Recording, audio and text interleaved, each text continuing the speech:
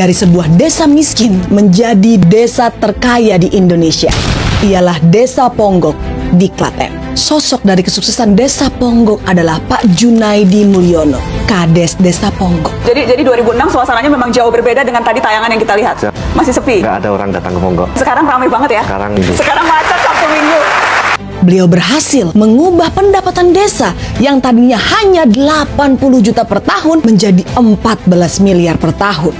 Apa yang dilakukan Pak Junaidi Mulyono yang bisa diterapkan di seluruh Indonesia? Untuk menggali potensi desa, Pak Junaidi Mulyono memanggil akademisi dan juga mahasiswa, bukan artis, bukan influencer, untuk melihat potensi apa yang sebenarnya Desa Ponggok punya yang bisa menjadi daya tarik untuk wisatawan.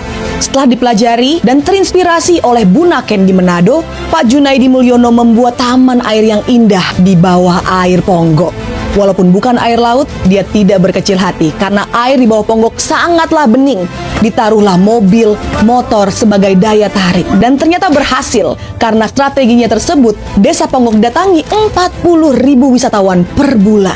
Yang akhirnya membawa perekonomian Desa Ponggok menjadi lebih baik.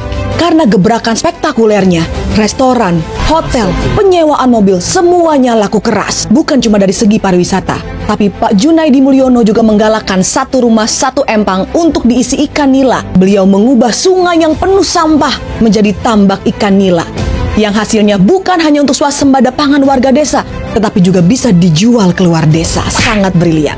Dengan melihat kesuksesan Pak Junaidi Mulyono, Menteri Keuangan Sri Mulyani sampai datang ke Ponggok dan berselfie bersama. Bayangkan jika hal tersebut bisa diduplikasi di seluruh Indonesia, jika banyak kades cerdas seperti Pak Junaidi Mulyono. Beliau jujur dan peduli terhadap kemajuan desanya. Ternyata impact dari sektor pariwisata sangatlah besar untuk perekonomian suatu daerah. Selain itu, pariwisata juga membuat lingkungan sekitar menjadi lebih bersih, tertata, dan pariwisata meningkatkan kepedulian akan kelestarian lingkungan. Desa Ponggok adalah sebuah contoh dari kesuksesan pariwisata. Dan itu hanya pariwisata domestik. Bayangkan, jika di seluruh Indonesia menduplikasi hal yang sama, bukan cuma turis domestik yang datang, tapi juga turis dari mancanegara. Berapa banyak devisa yang bisa kita dapatkan jika pariwisata kita maju? Kita tidak perlu lagi menggantungkan diri pada sumber daya alam. Desa Ponggok adalah cerminan potensi dari Indonesia, bukan Konoha.